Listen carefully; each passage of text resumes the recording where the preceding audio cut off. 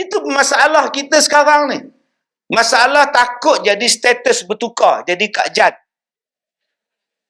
Tak nak. Janda ni ada dua, satu muda Kak Jan, satu lagi tua Gen 2.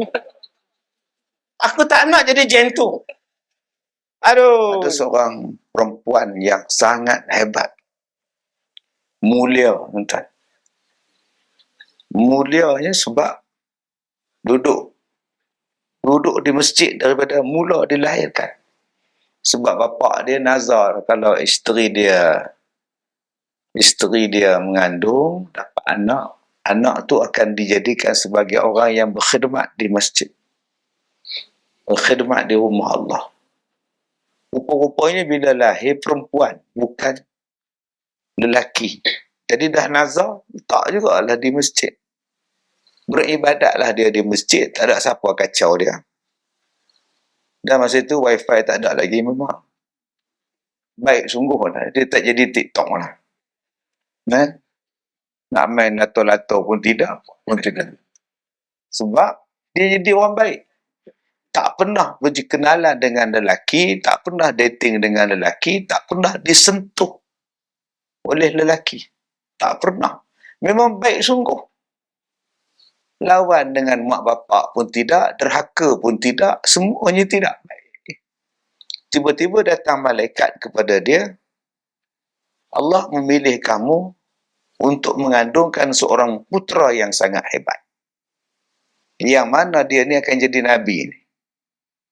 Maka dia bertanya kepada malaikat, macam mana aku nak mengandung sedangkan aku tidak pernah disentuh lelaki, aku tak pernah berkahwin, tak pernah nak nyemah-nyemah lepak-lepak ke dating-dating ke apa benda, tak ada.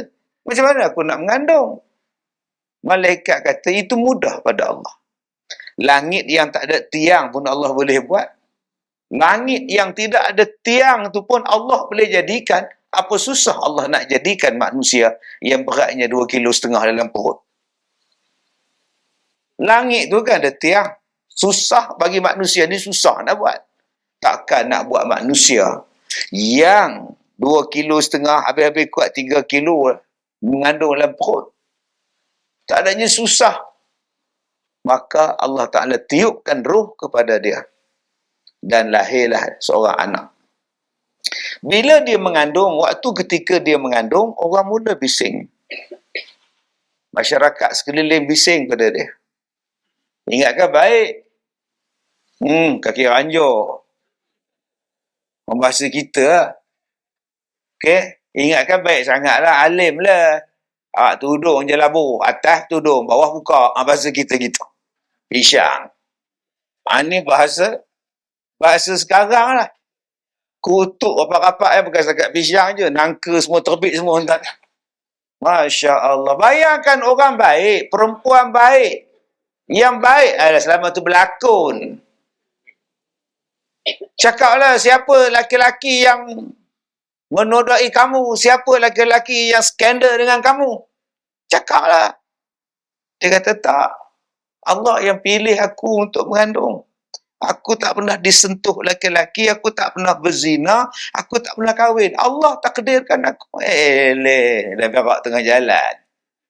Siapa nak ngaku? Jahat benar tuan-tuan.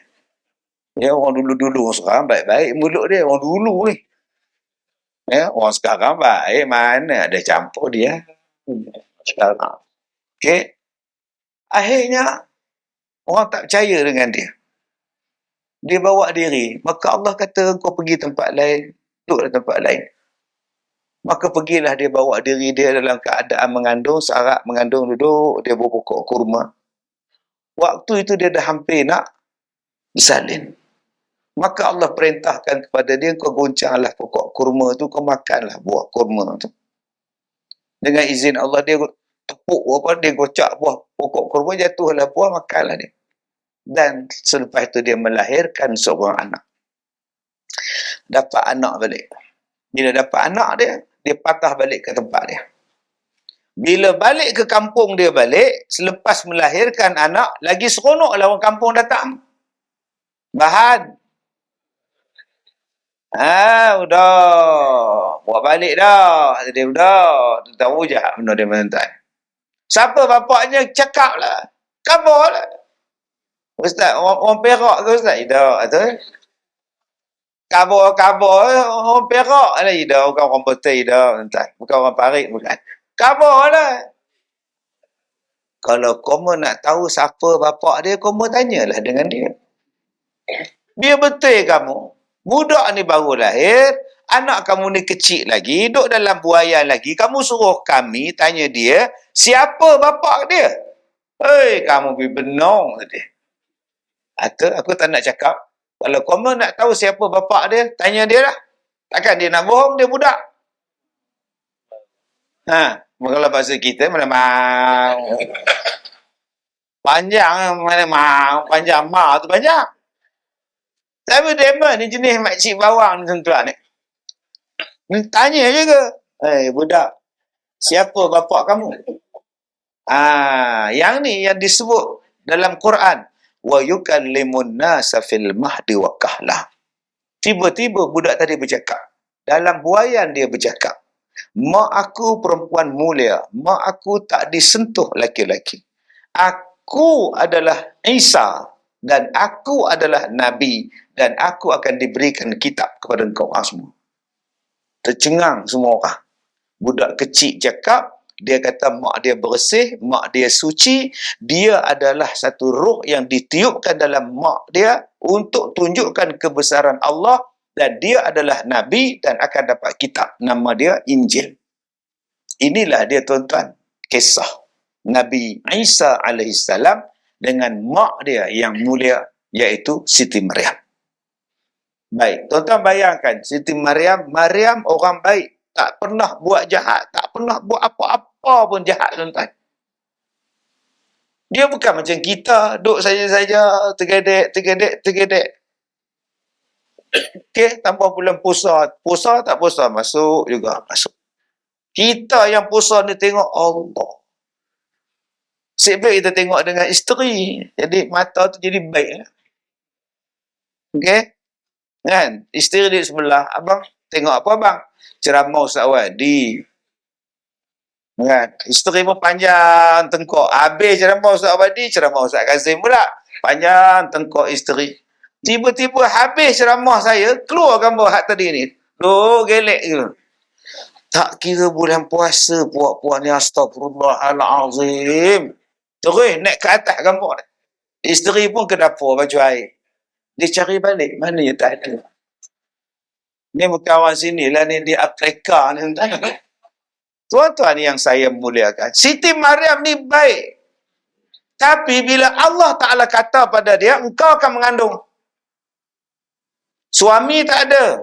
Tak pernah buat jahat. Duduk di masjid, sembahyang siang malam. Tiba-tiba dia mengandung.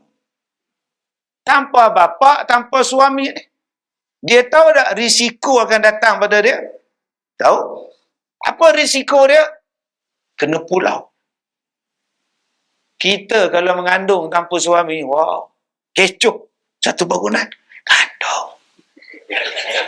Yang ada suami kalau mengandung pun kecoh, kandung lagi.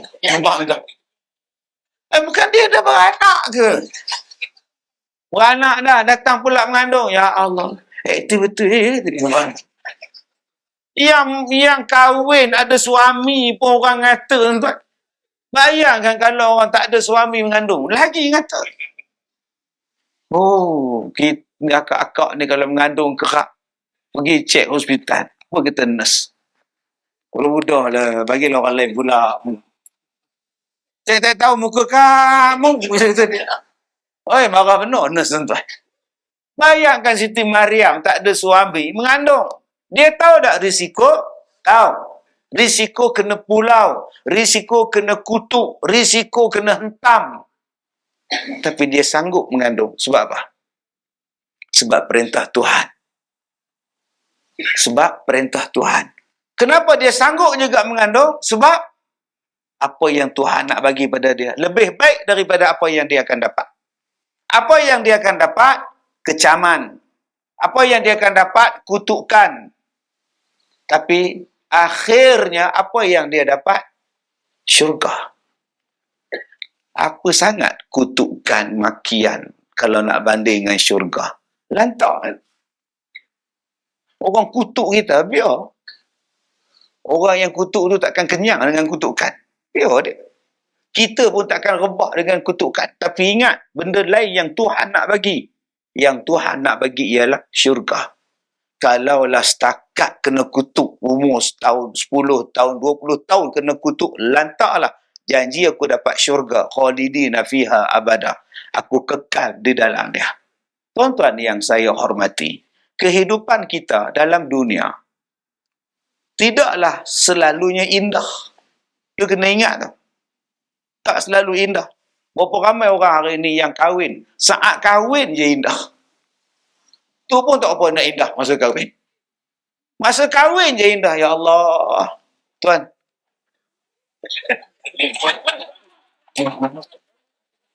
Oi, ambil gambar. Nampak? Ya Allah. Sonok tak? Itu mini love. Kecil tuan. Buat lagi ha. Ada yang besar tuan, macam ni tuan. Pagi dahsyat. Ya Allah, bahagianya ya Allah. Tunggu seminggu, album gambar siap. Agak-agak bahagia tak? Tak bahagia, ada makcik berbaju merah di belakang. Masa akad nikah dia ada, masa mini love dia ada, masa potong kek dia ada begini. Orang mana pula datang itu frame? Datang itu frame, sibuk je kau ni. Kecoh tuan-tuan. Rasa nak tempah balik baju kahwin, buat lain, jangan ada orang lain. Tuan-tuan, itulah rumah tangga. Kita sentiasa nak harap bahagia, jangan tak ada. Ada yang bahagia setahun, lepas itu derita. Ada yang bahagia dapat anak 2, kemudian suami menikah 2. Terus cari Facebook buat live. Tak mana faham tak? Aduh, tak bahagia juga tuan-tuan. Okey, itulah hidup. Hidup tidak selalunya indah. Langit tak selalu cerah. Suram malam tak berbintang. Itulah lukisan alam. Begitu aturan Tuhan. Saya sebenarnya dapat tawaran untuk buat album. Tengah bincang dengan KRU sekarang. InsyaAllah album saya diterbitkan oleh KRU. InsyaAllah. KRU Music. InsyaAllah. Lagu yang tuan-tuan pasang tadi tu lagu saya tu. Lagu yang tuan-tuan dengar tadi, lagu rap. Tuan-tuan kan perasan tu. Kejadah lagu rap ni. Itu penyanyi saya lah tu. Saya rapper tau. Okay. Jadi nak ceramah susah. Toliah tak ada. Kita nyanyi lah pula. Tuan-tuan yang saya muliakan. Baik. Jadi tuan-tuan, apa salahnya perempuan? Apa salah saya? Kalau kita lah jadi Siti Mariam, kenapa saya diseksa? Kenapa? Kenapa saya? Banyak lagi perempuan lain. Kenapa saya yang kena mengandungkan Isa? Tak pernah Mariam cakap macam itu. Tak pernah. Kalau malaikat datang, kata dia, sesungguhnya Allah memilih kau. Inna Allah astafik. Allah Ta'ala memilih kau, wahai Mariam. Tak boleh bagi dekat orang lain ke macam mana. Dia tak cakap macam itu. Dia tak ada khiyarah, tak ada pilihan. Baik, saya terima. Cuma dia tanya pada malaikat, macam mana saya nak mengandung kalau saya tak kahwin? Dia tanya itu. Dia tak sebut benda lain bagi orang lain lah. Tengoklah macam mana. Fikir dulu lah, saya nak tubuhkan sedulu jawatan kuasa dulu. Kita macam itu tau. Kita kalau datang perintah je, kita akan menubuhkan jawatan kuasa untuk mengkaji. 4 kali hangguk kepala nampak. Siti Mariam mana ada hangguk-hangguk tuan-tuan. Tak ada. Jalan terus. Walaupun dia tahu dia akan menghadapi kesusahan. Tapi dia sanggup. Sebab apa? Sebab Tuhan suruh. Tuhan pilih dia. Akhirnya Allah bagi dia syurga. Salah satu wanita penghuni dalam syurga. Ada satu orang laki-laki tuan-tuan. Jahat paling gila dalam dunia ni. Mengalahkan Iblis. Iblis masih berkata, wahai Tuhanku. Syaitan masih berkata, wahai Tuhanku.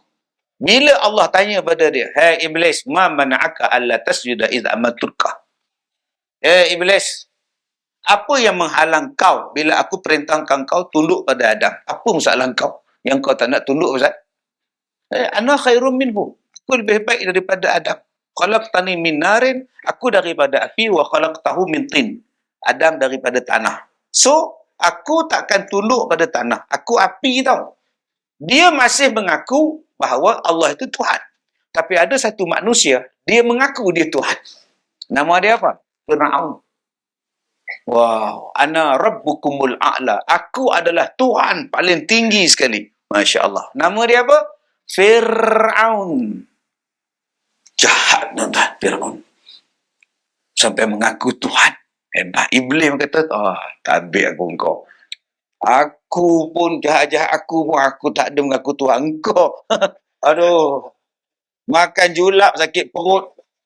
Makan jeruk kau sakit perut kau mengaku Tuhan. Tuhan sakit perut lah. Tuan-tuan, Fir'aunnya jahat. Dia bunuh budak-budak lelaki. Bila dia punya mimpi dia, dia kata akan ada lahir budak laki-laki akan rampas kerajaan kau. Semua budak laki-laki lahir bunuh. Mana ada orang zalim macam tu, tuan? Punya takut hilang kuasa, kasih bunuh semua orang. Siapa yang mengandung, gini duk tunggu. Beranak aja jantan, laki, perempuan. Perempuan, okey, perempuan balik. Laki, bunuh. Jahat. Sampai satu kes, tak ada pula orang laki-laki. Mesyuarat kabinet bincang. Tuanku, kalau semua budak-budak perempuan, siapa yang nak buat kerja kita? Bayangkan semua penguatkuasa perempuan, masalah kita. Kita kena ada laki-laki, tuan. Baru menung, ya tak ya juga. Kan 10 tahun akan datang, apa hal jadi? Kalau semua perempuan, kalau gitu kita buat undang-undang. Tahun ni kita bunuh. Siapa yang lahir tahun ini laki-laki, kita kasih bunuh. Tahun depan kita biarkan hidup. Ini satu perbincangan yang bagus. Dalam duk buat macam tu juga, tuan-tuan, selamat juga Nabi Musa alaihissalam. Dan tuan-tuan yang saya hormati, Fir'aun ni ada seorang isteri, nama dia Asyah. Asyah isteri Fir'aun. Bukan Aisyah. Aisyah lain. Isteri Rasulullah. Asyah. Dapat suami yang sangat zalim, tuan-tuan. Tak ada laki-laki dalam dunia ni sezalim Fir'aun. Sebab tu akak-akak, kalau akak-akak dapat suami, tak tahu lah Ustaz. Tak payah nangis lah kau. Akak tak jadi lagi isteri macam Asyah. Suami nama Fir'aun. Akak, suami akak baru nama Fir. Tu pun masalah ke? No. Asyah tu Fir'aun. Lagi jahat kak. Suami akak baru nama Fir. Tak pun nama On je. Kalau dia on, off je lah pun masalah.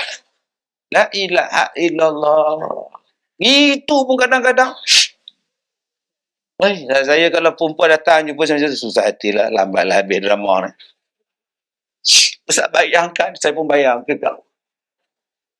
Aduh, susah bekak tak cerai lah. Mata lebam ni. Kena pukul ni, lebam. Akak tahu masa dulu, masa bercinta, akak tahu dia pandai baran. Tahu. Tu kenapa kahwin? Love is blind. Tu, bila akak kena tumbuk, akak cari saya buat apa? Tahan je lah. Saya tak tahan dah, Ustaz. Saya tak tahan.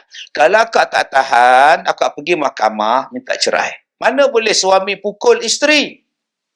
Mana boleh suami pukul isteri? Tak boleh. Suami kena jaga. Tak boleh sentuh di muka.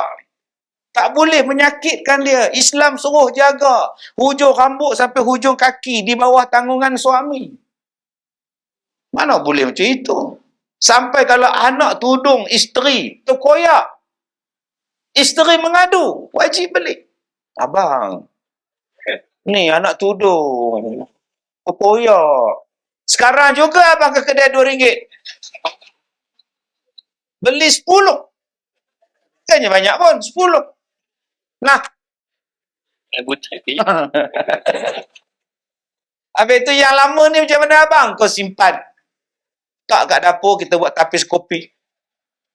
Jadi kalau ada tetamu datang kita buat tapis kopi. Tetamu tu tengok berminyak je kopi. Tuan-tuan, ini tanggungjawab suami bagi makan, bagi nafkah, menggembirakan isteri. Ada setengah orang faham, nafkah batin tu ialah tidur. Bang, nafkah batin bukan tidur je bang. Setengah orang, kau macam mana dengan isteri kau layan okey ke? Aku okey, aku segala kopi aku makan. Kopi torpedo, kopi jantan, kopi, itu bukan nafkah batin saja bang. Nafkah batin ialah menggembirakan isteri. Itu maksud nafkah batin. Bagi dia seronok. Abang duduk di sini, isteri duduk di sana. Walaupun duduk dalam dewan, bagi seronok. Nampak? Isteri dengan tu, ustaz nampak tu. Nampak. Padahal dia bukan babaikan isteri dia, sebelah isteri dia. Isteri tak apa nak faham tak? Kena bagi seronok. Okay? Uji dia. Itu nafkah tu. Bukan setakat nafkah zahir, baju, duit, makan saja. Dia datang jumpa saya mengadu. Mata dia lebam. Kena tumbuk. Saya kata, Kak pergi ke mahkamah. Report. Pergi hospital dulu, report. Pergi ke balai polis, report. Kemudian pergi ke mahkamah, file cerai. Kak Ustaz, jangan sebut cerai. Saya tak nak bercerai. Saya tak nak bercerai, Ustaz. Kalau gitu, Kak sabar. Saya tak sabar, Ustaz.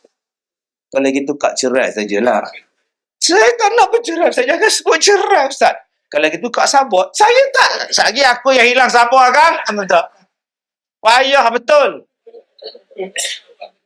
Dia faham bila bercerai habis. Itu masalah kita sekarang ni. Masalah takut jadi status bertukar. Jadi Kak Jan. Tak nak. Janda ni ada dua. Satu muda, Kak Jan. Satu lagi, tua, Jentu. Aku tak nak jadi Jentu. Aduh. Hey. Akak-akak, oi. Cerai je lah. Sebab lepas tu boleh runcung. Selesaikan masalah. Sebab tu dia ada cooling period. 3 kali suci. 3 bulan. 3 kali suci. Tempoh bertenang. Bahasa kita cooling period lah. Duk menung, silap aku ceraikan dia. Aduh. Tu dia tujuan dia tu. Waktu tu isteri tak boleh menikah lain. Tunggu saat dulu. Baru dia tahu. Bangun sahur tak ada siapa masak. No, dia aduh. Harap Maggi je. Aduh. Semalam ramen cirit aku kata. Ramen cirit tu. Dah gila. Akhirnya besok dia cari akak balik. Dia mesti cari akak balik, entah. Sebab tu dia ada tempoh bertenang. Silap, ya Allah. Aku pun baran sangat tampaklah apa tu silap. Dan isteri pun duduk menung tak kata tu. Memang dia panas barang tapi duit dia bagi. Sekarang duit tak ada pula. Aduh. Macam mana ni raya dah dekat. Kalau gitu kan ada handphone. Telegram je lah. WhatsApp je lah. Akum buat apa? Salah apa? Akum. Isteri tengok. Apa yang orang tua ni? Wakelam. Semua ringkasan je. Abang, tanya dia, buat apa tu? Tak ada buat apa pun. Soalan yang ketiga ni, mau nak menentukan ada harapan atau bila tak ada harapan. Tanya dia apa? Ingat kita tak? Kalau dia jawab, entah, insyaAllah ada harapan. Tapi kena jawab, boleh belah, berhenti kena. Abang-abang datang sekolah saya, stok banyak bang. Umur 70, 84 semua ada. Ramai stok di sekolah saya. Single semua. Allahu Akbar. Sebab tu akak-akak kita ni ada masalah suami. Sabar. Asyah lagi dahsyat. Dibunuh ya. Fir'aun tu bunuh Asyah. Padahal itulah isteri yang jaga dia, itulah isteri yang taat pada dia, itulah isteri yang buat baik dengan dia. Bertahun-tahun. Tapi Allah uji pada dia dapat suami jahat. Suami panah barat mengaku Tuhan, seksa dia. Apa kata Asiyah, ya Allah, aku ni duduk dalam istana dalam dunia. Aku duduk macam-macam kesenangan dalam istana Firaun yang hebat. Tuan-tuan jangan nampak piramid. Piramid tu kubur. Makam, kubur, tempat simpan raja-raja dia. Kalau kubur dah macam piramid, istana dia macam mana? Cuba bayangkan, kalau piramid tu kubur, kalau rumah dia macam mana? Nah, bandingkan macam kubur kita lah. Kalau kubur macam ni, rumah kita macam mana? Besar rumah kita, kubur tu kecil. Kalaulah istana Firaun, macam mana nak bandingkan dengan piramid? Kalau piramid sudah besar itu, istana dia lagi hebat. Tetapi dia tak bahagia dengan suami dia. Suami dia mengaku Tuhan. Dan Asiyah ikut Nabi Musa. Akhirnya dia dibunuh. Sebelum dia mati, dia kata apa? Ya Allah, gantikanlah aku sebuah istana lain dalam syurga. Akhirnya dia mati dibunuh. Tuan-tuan yang saya hormati, apa salah Asiyah? Dia dapat suami yang tak baik, berjodoh dengan suami jahat. Padahal dia tak ada salah apa. Dia orang baik. Sepatutnya dia dapat suami yang baik. Tapi tak, dia diuji dengan suami yang jahat. Dia sabar dan Allah Ta'ala bagi kepada dia, Allah Ta'ala bagi pada dia syurga. Begitulah yang saya nak bawa pada tuan-tuan. Apa salah saya, Ustaz? Suami saya semayang, isteri semayang, kami semayang. Kenapa kami dapat anak macam ini, Ustaz? Kenapa kami dapat anak macam ini, Ustaz? Nampak? Anak awak kenapa? Ustaz nampaklah sendiri anak saya macam mana? Tahu lah. Dah lah. Awak nak syurga tak? Nak, jaga. Tiket awak ke syurga awak dah dapat dah. Sebab Allah Ta'ala sebut, innama amwalukum wa auladukum fitnah. Sesungguhnya harta kamu dan anak-anak kamu tu ujian pada kamu. Dan apa yang ada di sisi Allah, kamu akan dapat ajrun azim, pahala yang besar. Setiap harta kita, kata Allah, ujian. Tuan-tuan, apa yang kita ada ni, sikit ke banyak ke, itu adalah ujian. Apa dia yang pertama? Fitnah. Fitnah ni, jangan cakap fitnah tau. Orang faham fitnah tu. Fitnah tu, benda kita tak buat. Kau jangan fitnah aku. Itu satu bentuk fitnah. Okey? Dulu heboh Ustaz Kazim, sekolah Ustaz Kazim dulu lah. Ustaz Kazim lewat. La ilaha illallah. Dahsyat tuan-tuan. Saya buat bodoh. Lantak kau orang. Hari kiamat kita jumpa. Bayar. 2016, Al-Fatihah. Ustaz Kazim meninggal dunia. Sibuk dalam media. Al-Fatihah. Ustaz Kazim meninggal dunia. Padahal saya hidup. Kalau ikut Facebook, saya mati lah. Ni yang datang ni zombie ni. Berapa banyak benda yang tak betul, itu nama dia fitnah. Yang nombor 2, apa maksud fitnah? Maksiat. Itu fitnah, maksiat. Yang ketiga, apa maksud fitnah? Fitnah maksudnya ialah huru-hara. Kejadian-kejadian yang akan berlaku sebelum kiamat. Dia dipanggil sebagai fitnah. Nombor 4, apa makna fitnah? Ujian.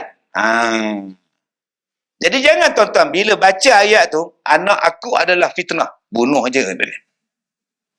Harta ni fitnah, buang je. Jangan. Maksud fitnah dalam ayat itu ialah ujian.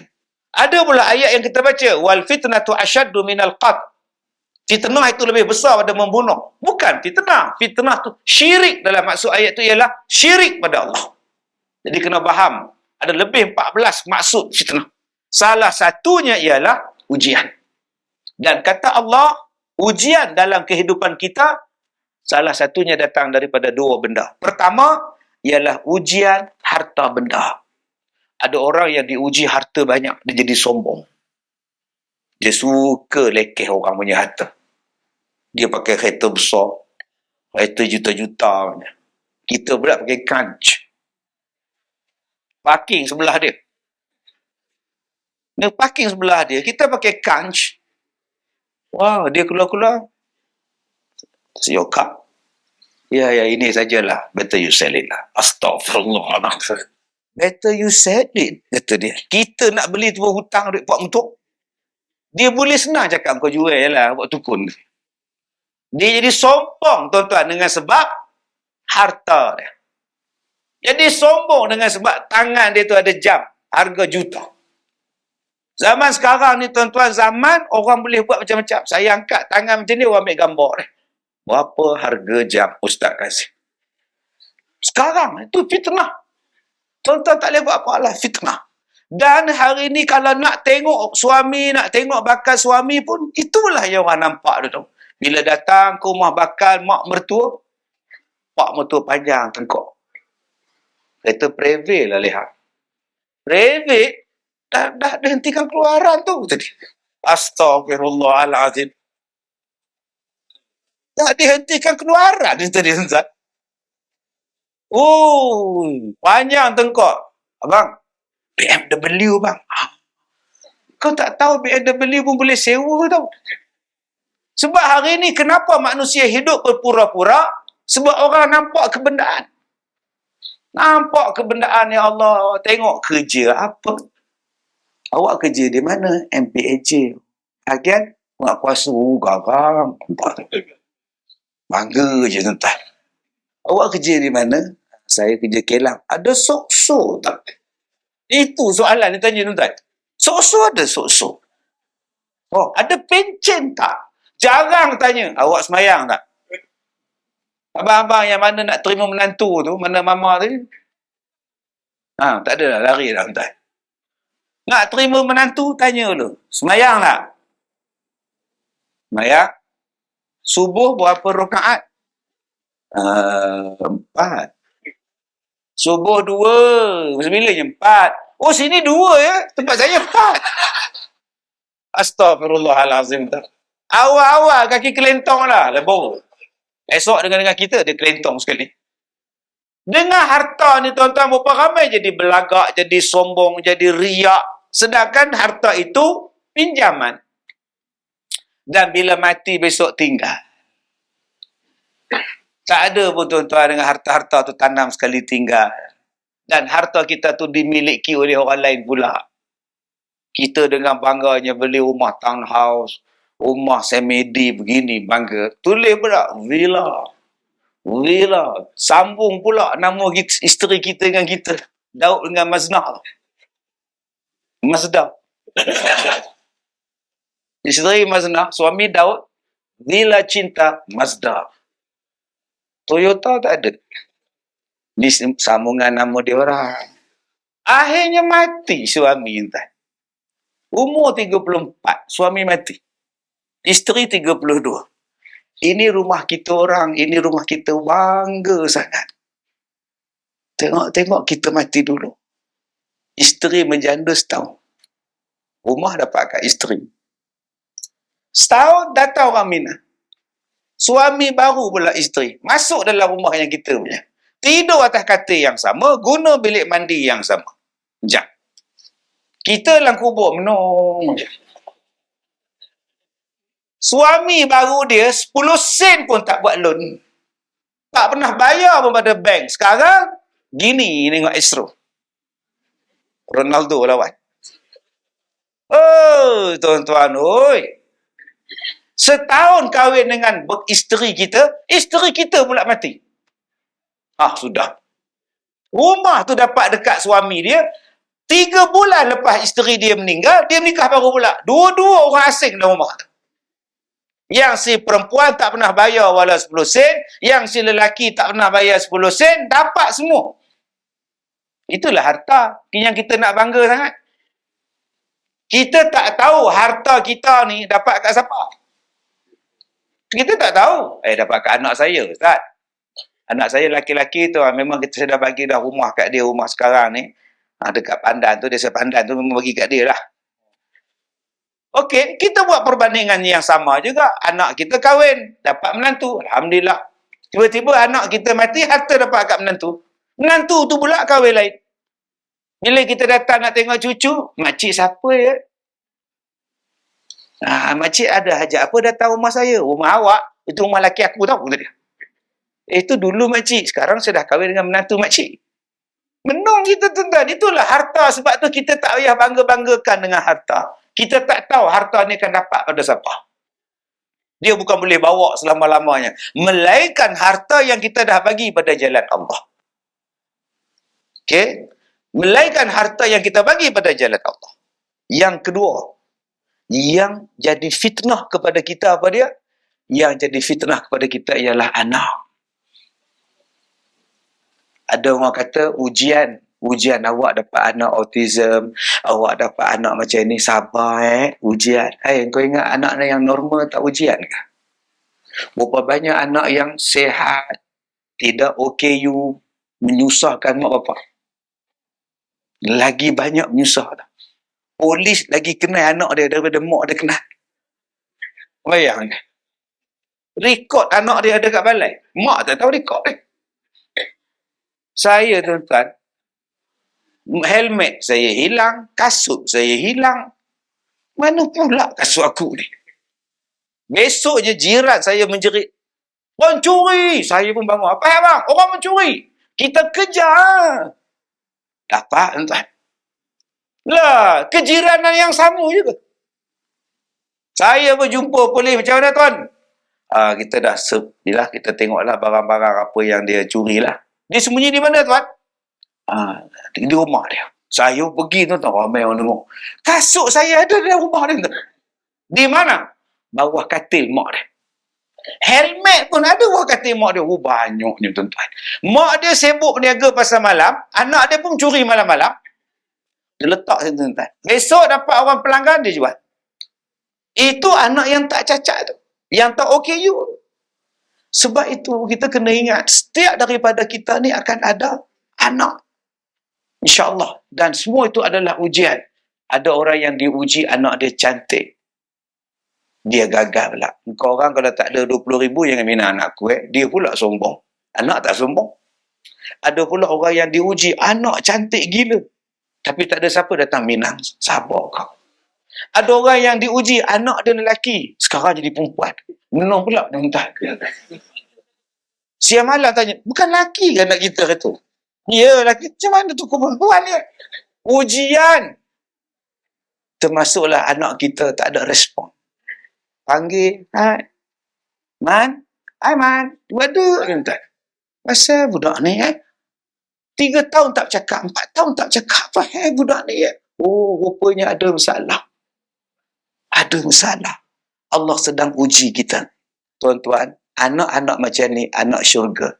Kita dah dapat tiket untuk ke syurga. Jangan terlepas. Boarding pass dah dapat. Jangan terlepas ke terbang. Dia faham? Berapa banyak orang yang dah ada boarding pass, tapi tak boleh naik kapal terbang. Terlepas. Rugi betul. Sekarang anak tu ibarat boarding pass untuk kita masuk syurga. Pastikan kita masuk sekali. Jangan dia seorang yang masuk, kita terlepas. Jangan pula bila dapat anak macam tu, makcik tak semayang. Sebab kalau kita dapat anak tu kan, kita syurga kan, kita pun syurga. So makcik, sejak daripada dia lahir tu memang makcik tak semayang dah. Eloklah makcik. Makcik ni lah yang terlepas terbang ni makcik. Terbang jalan, makcik dah menung kat airport lagi ni.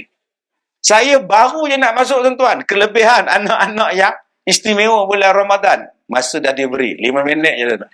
Dah habis dah tuan-tuan. Lain kali tuan, kita jemput lain ya, insyaAllah. Inilah kali pertama saya sampai ke tempat tuan-tuan. Saya dah ceramah 33 tahun. Ini kali pertama datang sini. Jadi kalau nak jemput lagi, 33 tahun.